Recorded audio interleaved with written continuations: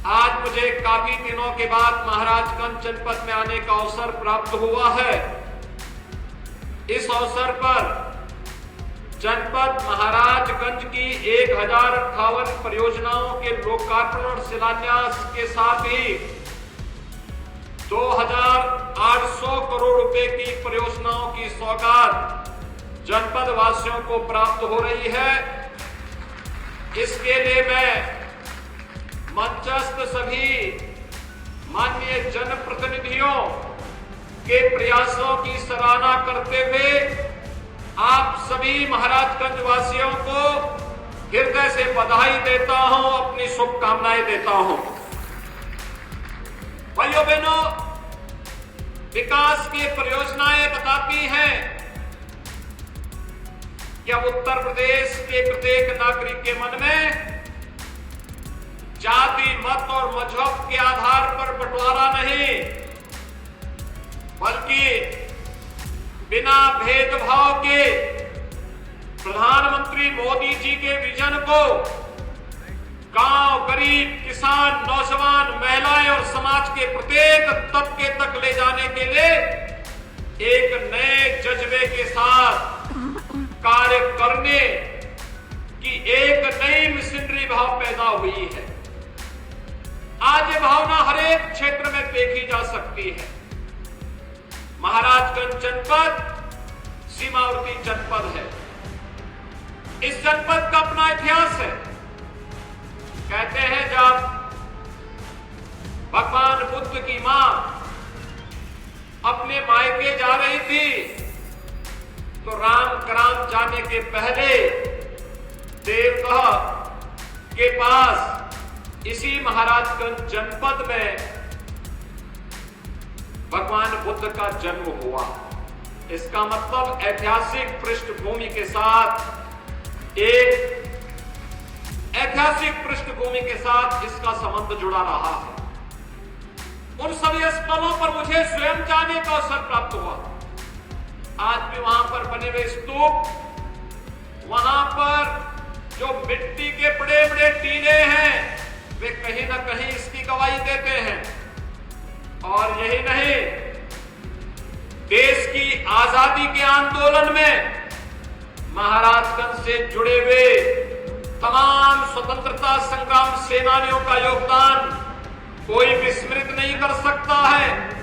यह देश जब आजादी का अमृत महोत्सव मना रहा है, तब भारत माता के उन महान सपूतों का स्मरण हम सब के लिए एक नई प्रेरणा प्रदान करता है। मंच पर आने के पहले मुझे उन्हीं महापुरुषों में से प्रोफेसर सिप्पन लाल सक्सेना की प्रतिमा पर पुष्पांजलि करने का अवसर भी प्राप्त हुआ है। आप सब जानते हैं प्रोफेसर सिप्पन लाल सक्सेना देश की संविधान सभा के लिए जिन प्रतिनिधियों का चयन हुआ था, उनमें से प्रोफेसर सक्सेना भी एक महान हस्ती थी। उन्होंने अपना कार्य क्षेत्र इस जनपद को बनाया था, इस क्षेत्र को बनाया था, और यहां पर शिक्षा की, समाज सेवा की एक नई अलग आजादी के बाद भी निरंतर जगाते रहे। आज यहां पर उनकी प्रतिमा पर पुष्पांजलि का कार्यक्रम हुआ है।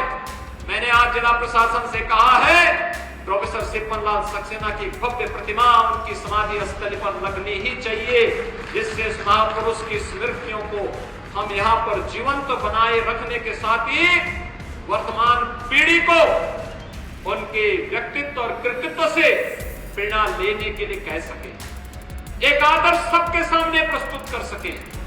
और उन आदर्शों में से महान आदर्श प्रोफेसर सिप्पन लाल सक्सेना का भी रहा है। ऐसे अनगिनत महापुरुष वे हैं जिन्होंने जीवन के प्रत्येक क्षेत्र में कार्य करते हुए इस जनपद को एक नई पहचान दिलाने का कार्य किया।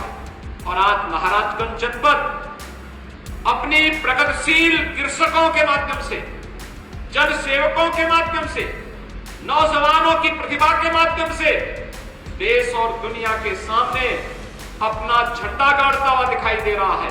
और भाइयों बहनों, इसी अभियान को एक नई गति देने के लिए डबल इंजन की सरकार आपके पास बार बार विकास की परियोजनाओं को लेकर के आती है। और मान करिए 2800 करोड़ रुपए एक जनपद को प्राप्त हो रहे हो, ये कोई सामान्य बात नहीं है। ये लगातार यहां पर कार्य कोई सोचता था। भाइयों बहनों, 17 के पहले जनपद महाराजगंज भी पूर्वी उत्तर प्रदेश के उन जनपदों की तरफ स्थापित जनपद था जहां पर बरसात प्रारंभ होने के साथ ही इंसेफ्लाइटिस का दंश मासूमों को निगलने लगता था। याद करिए, सैकड़ों बच्चे इस बीमारी की चपेट में आते थे। 1977 से लेकर के 2017 तक इन 40 वर्षों में हमने पूर्वी उत्तर प्रदेश के 50,000 से अधिक मासूमों को खोया है। लेकिन आज डबल इंजन की सरकार के सामर्थ्य, इन जनप्रतिनिधियों के द्वारा प्रशासन के साथ मिलकर के किए गए प्रयासों का परिणाम है इंसेफ्लाइटिस का उन्मूलन आज पूरी तरीके से पूर्वी उत्तर प्रदेश से हो गया है। कोई मासूम इस बीमारी की चपेट में नहीं आएगा, यह हम दावे के साथ कह सकते हैं, क्योंकि सरकार ने पुख्ता व्यवस्था कर दी है। कोई सोचता था कि महाराजगंज में भी मेडिकल कॉलेज का निर्माण होगा। पहले तो पूर्वी उत्तर प्रदेश में केवल गोरखपुर में बीआरडी मेडिकल कॉलेज था। आज गोरखपुर में एम्स भी खुल गया है। कुशीनगर में मेडिकल कॉलेज बन रहा है। देवरिया में मेडिकल कॉलेज चालू हो गया है। सिद्धार्थनगर में प्रारंभ हो गया है। बस्ती में प्रारंभ हो चुका है। बलरामपुर में बन रहा है। बहराइच में प्रारंभ हो चुका है। गोंडा में भी बन रहा है।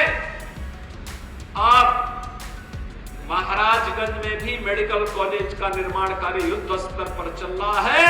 अगले 6 महीने के बाद जब हम लोग आएंगे तो महाराजगंज के मेडिकल कॉलेज का भी उद्घाटन करने के लिए आपके जनपद में आएंगे। बेहतरीन स्वास्थ्य की सुविधा हर नागरिक का अधिकार है। हर नागरिक का अधिकार है और विशेषज्ञ स्वास्थ्य की सुविधाएं यहां के नागरिकों को प्राप्त हो, इसके लिए सरकार पूरी प्रतिबद्धता के साथ कार्य कर रही है। और इसलिए एक जनपद एक मेडिकल कॉलेज की संकल्पना को लागू करने के लिए आज सरकार, डबल इंजन की सरकार पूरी ईमानदारी के साथ कार्य कर रही है। आज हम लोग बहुत सारी योजनाओं का शिलान्यास और उद्घाटन भी कर रहे हैं। चौक के एक स्वास्थ्य केंद्र को उद्घाटन के साथ ही वहां पे हेल्थ एटीएम का भी उद्घाटन किया जा रहा है। आप सोचिए, हेल्थ एटीएम अब तक तो बैंकों के एटीएम हुआ करते थे। लोग जाते थे कार्ड लेकर के और वहां पर जिसका बैंक में पैसा है उस अपने एटीएम से पैसा निकाल सकता था। लेकिन हेल्थ एटीएम आपको एक नई सुविधा देने जा रहा है। 70 प्रकार की जांचें उस एटीएम से होगी और जो भी बड़े डॉक्टर से, देश और दुनिया के किसी बड़े डॉक्टर के साथ अगर जोड़ने का कार्यक्रम होगा तो टेक्नीशियन उस जांच को करके उस डॉक्टर के पास भेजेगा, वहीं से वो प्रिस्क्रिप्शन लिख करके भेज देगा, आपको यहां से दवा मिल जाएगी। हेल्थ एटीएम ने 5 मिनट में आपकी सारी समस्या का समाधान कर दिया। गोरखपुर, लखनऊ, दिल्ली, मुंबई, बेंगलोर, हैदराबाद जाने की समस्या का समाधान टेक्नोलॉजी आज आपको वहां ले जा रही है। चौक के स्वास्थ्य केंद्र में एक हेल्थ एटीएम लग चुका, उसको फंक्शनल करने में, ट्रेनिंग देने में कुछ समय लगेगा, लेकिन एक कार्यक्रम आगे बढ़ रहे हैं और आज हम सब यहाँ पर आए हैं इन्हीं सब कार्यक्रमों को लेकर के। ये इंसेफ्लाइटिस का कारण क्या था? शुद्ध पेयजल न होना, स्वच्छता न होना, गरीब के घर में टॉयलेट न होना, स्वास्थ्य केंद्रों की सुदृढ़ व्यवस्था न होना, इन सब का समाधान हो चुका है। और आज तो हम लोग जनपद महाराजगंज के प्रत्येक परिवार के घर में हर घर नल की योजना, हर घर तक नल से शुद्ध आरओ का पानी पहुंचाने की योजना का भी यहां पर शिलान्यास कर रहे हैं।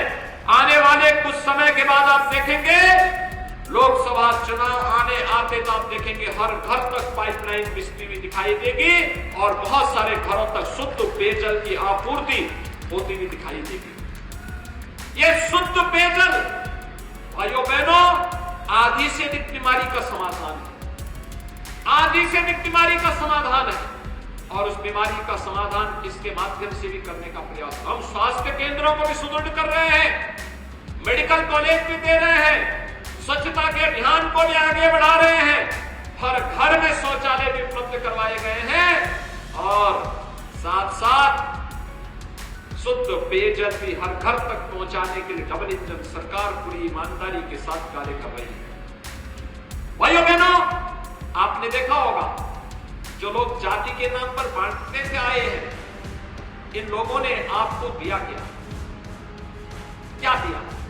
जाति के नाम पर बांटते थे, मत और मजहब के आधार पर बांटते थे।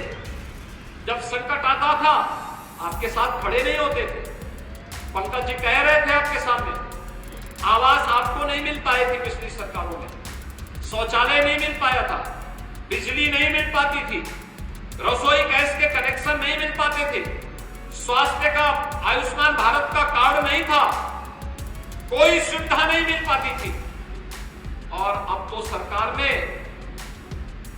उत्तर प्रदेश के अंदर 6 वर्ष में हम लोगों ने 54 लाख से भी गरीबों को ग्रामीण और शहरी क्षेत्र में एक आवास उपलब्ध करवाया है। 54 लाख परिवारों को अनुमान करिए। ये 54 लाख परिवार आजादी के बाद आवास से वंचित थे। 2,61,00,000 गरीबों को एक शौचालय उपलब्ध करवाया। अब तक ये लोग इससे वंचित थे। 1,55,00,000 गरीबों को बिजली का कनेक्शन उपलब्ध करवाया। आजादी के बाद ये सब वंचित थे। 15 करोड़ लोगों को पिछले 3 वर्ष से उत्तर प्रदेश के अंदर फ्री में राशन की सुविधा उपलब्ध हो रही है। फ्री में राशन, उससे पहले फ्री में वैक्सीन, उससे पहले फ्री में उपचार और फ्री में टेस्ट भी, कोरोना का फ्री में टेस्ट करने की सुविधा भी उपलब्ध करवाई गई। भाइयों बहनों, सरकार का संकल्प होता है। अभी यहां के विधायक कह रहे थे, विधायक जी कह रहे थे पंटाकिया गांव के बारे में, कोई पूछता ही नहीं था। उनका वन विभाग के लोग भी और तमाम अन्य लोग उनका शोषण करते थे। आजादी के बाद उनको वोटिंग राइट भी नहीं थी, राशन कार्ड नहीं था, एक भी पक्का मकान नहीं था। आज महाराजगंज की सभी 18 बस्तियों में चहल पहल है। हर गरीब का मकान, पक्का मकान बन रहा है, हर गरीब के पास राशन कार्ड है, हर गरीब के पास सरकार की सभी प्रकार की सुविधाएं प्राप्त हो रही है। हमने उसकी जाति नहीं देखी, उनका मत और मजहब नहीं देखा। हमने तो केवल ये माना कि हमारा नागरिक है, इसको शासन की सुविधा का लाभ मिलना ही चाहिए। और डबल इंजन की सरकार ने वो लाभ उन लोगों तक पहुंचाने का कार्य किया। भाइयों बहनों, आपने समर्थन दिया 2014 में, 2017 में, 2019 में, 2022 में, तो विकास की प्रक्रिया तेजी के साथ आगे बढ़ रही है। आज मैं आपको यही कहने के लिए आया हूं, डबल इंजन की सरकार है तो डबल स्पीड से कार्य हो रहा है। आपका सोनौली जाने वाला मार्ग 6 लेन का बनने जा रहा है। यहां से टूटीबाड़ी वाला मार्ग भी 4 लेन का बनने जा रहा है। कई मिनी स्टेडियम, कई स्टेडियम का निर्माण भी होने जा रहा है। नई टाउन एरिया का निर्माण कई पनियरा में, कई प्रतावल में, कई ब्रिजमनगंज में, ये सभी नई बन रही है। और कहीं पर बड़े बड़े स्टेडियम भी बनने हैं। हमने तय किया है, प्रदेश के खेल कूद और युवा कल्याण विभाग को यह जिम्मेदारी दी गई है कि हर गांव में युवक मंगल दल और महिला मंगल दल का गठन हो। उन्हें स्पोर्ट्स किट उपलब्ध करवाए जा रहे हैं। हर गांव में खेल का मैदान, हर ब्लॉक स्तर पर एक, हम लोगों ने तय किया है एक मिनी स्टेडियम, और हर जनपद स्तर पर एक भव्य स्टेडियम का निर्माण हम लोग कराएंगे, जिससे अपने युवाओं को स्वस्थ रहने के साथ साथ खेलकूद की गतिविधियों के साथ जुड़ने और उसके माध्यम से जनपद और प्रदेश और देश के सामर्थ्य को वैश्विक मंच तक पहुंचाने का कार्य भी किया जा सके। ये कार्यक्रम निरंतर आगे बढ़ रहे हैं। आज आपके जनपद के भी कुछ स्टेडियम, मिनी स्टेडियम के शिलान्यास के कार्यक्रम संपन्न हो रहे हैं। कोई सोचता ही नहीं था कि सुदूर ग्रामीण क्षेत्र में भी मिनी स्टेडियम का निर्माण होगा, स्टेडियम का निर्माण होगा।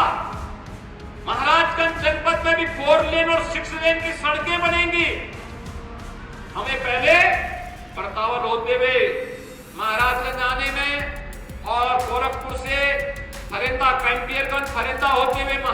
जाने में कितना समय लगता था, 2-2 घंटे लगते थे। आज 1 घंटे से कम समय में महाराजगंज से आप गोरखपुर पहुंच जाएंगे। सड़कें अच्छी हुई है, इसको और अच्छा सुदृढ़ किया जा रहा है। इसलिए किया जा रहा है जिससे विकास की प्रक्रिया को तेजी के साथ आगे बढ़ाया जा सके और एक नौजवान के जीवन में खुशहाली लाई जा सके। हर जनपद में युवाओं के लिए अच्छे केंद्र बनाए जा रहे हैं। मुख्यमंत्री अभ्युदय योजना के माध्यम से जहां नौजवानों को फ्री में कोचिंग की व्यवस्था, आपने देखा होगा परसों Uttar Pradesh public service commission का रिजल्ट आया है और पब्लिक सर्विस कमीशन का जो Uttar Pradesh public service commission का रिजल्ट आया है, मुख्यमंत्री अभ्युदय कोचिंग लेने वाले 54 अभ्यर्थियों को उसमें सफलता प्राप्त हुई है। जो 54 लोग सेलेक्ट उससे हो गए। हर जनपद में उसको खोलने जा रहे हैं। हर जनपद में स्नातक और प्रास्नातक के छात्रों को टैबलेट और स्मार्टफोन दे रहे हैं। आपने देखा होगा अभी कुछ बेटियों को यहां पर टैबलेट उपलब्ध करवाया गया, जिससे हर जनपद में नौजवान तकनीकी दृष्टि से सक्षम बन सके। यहां का नौजवान भी देश और दुनिया की जानकारी अपनी टैबलेट में कैद करके रख सके। डिजिटल लाइब्रेरी के साथ हमारे स्कूल और कॉलेजेस में पढ़ने वाले छात्रों को भी जोड़ा जा सके। उसी प्रक्रिया को जोड़ने के लिए एक बार फिर से डबल इंजन की सरकार आपके पास है, लेकिन डबल इंजन की सरकार को निचले स्तर तक पहुंचाने के लिए भी उन सभी संस्थाओं में जब एक समान विचारधारा की सरकारें होती हैं तो जमीनी धरातल पर योजना का लाभ पहुंचाने में मदद मिलती है। आपने जिला पंचायत में भारतीय जनता पार्टी को समर्थन किया। आज विकास की योजनाएं क्षेत्र पंचायत और जिला पंचायत के माध्यम से जमीनी धरातल तक पहुंच रही है। स्थानीय निकाय नगर निकाय के चुनाव होने जा रहे हैं और नगर निकाय के चुनाव में भी अकूत पैसा आएगा, लेकिन उस पैसे का उपयोग करने वाली बोर्ड का गठन होना चाहिए।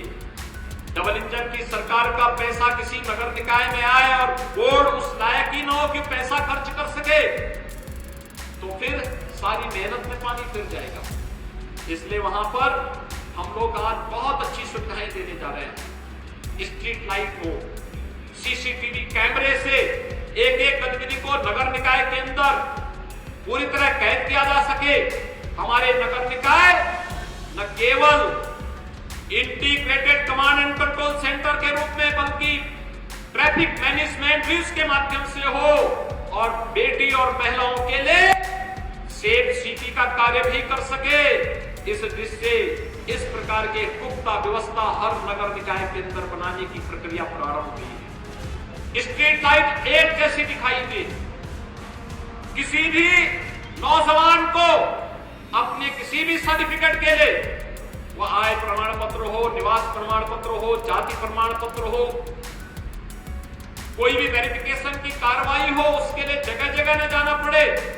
नगर निकाय के अंदर निवास करने वाले लोगों को सुविधा नगर निकाय के अंदर ऑनलाइन मिल जाए।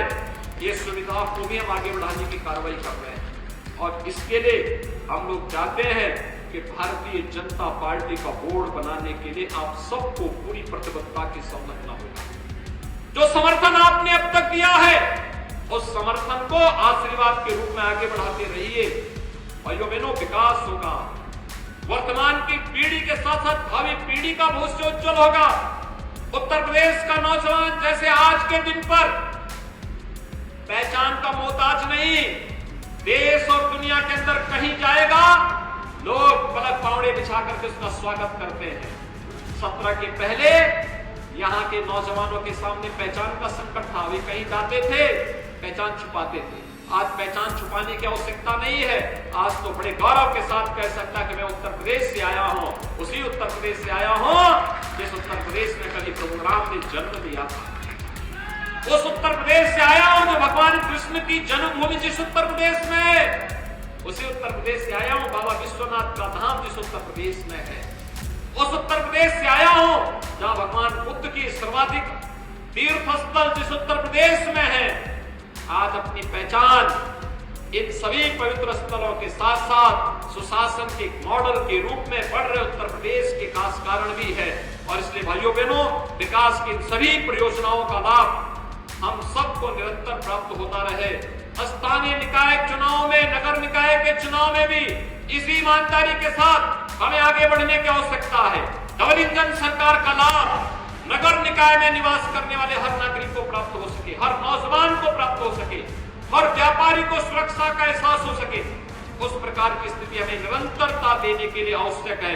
और इसके लिए मैं आह्वान करने के लिए आया हूं कि आज जो लगभग 2800 करोड़ रुपए की परियोजनाएं आज आपके जनपद महाराजगंज को प्राप्त हो रही है, इन योजनाओं को तेजी के साथ जमीनी धरातल तक पहुंचाने के लिए हमें पूरी ईमानदारी के साथ कार्य करना होगा। और अभी पंकज जी ने जो बताया है, रेलवे लाइन की एक नई सौगात, यानी जनपद महाराजगंज का जिला मुख्यालय ऐसा था जहां रेलवे लाइन से नहीं जुड़ा था। हुगली तो जुड़ा था, लेकिन फरिंदा भी जुड़ा था, मोहतरमा भी जुड़ा था, लेकिन जिला मुख्यालय इससे वंचित था। अब ये जो नई रेलवे लाइन जाएगी, PM Gati Shakti national master plan के अंतर्गत इस योजना को भी लिया गया है। और इस प्रकार की योजनाएं हर बड़े प्रोजेक्ट के साथ जब जुड़ेगी तो आप देखेंगे कि ढेर सारी संभावनाओं के द्वार आगे खुलते हुए दिखाई देंगे।